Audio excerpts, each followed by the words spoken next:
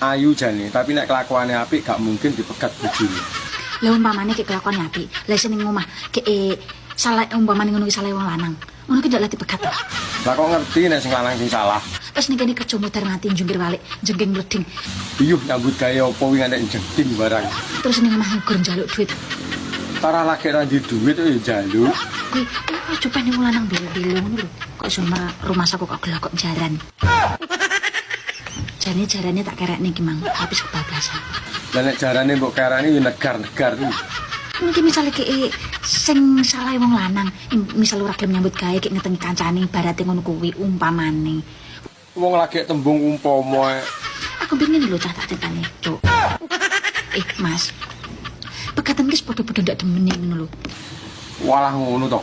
Jadi ora salah siji ning pegatan iki enggak. Wis padha ngono. Mbok ganteni apa piye aku? Yo panggah gelem aku. Leh ku ndeleming ket mau lho asline ngenteni wek nawakne nang aku.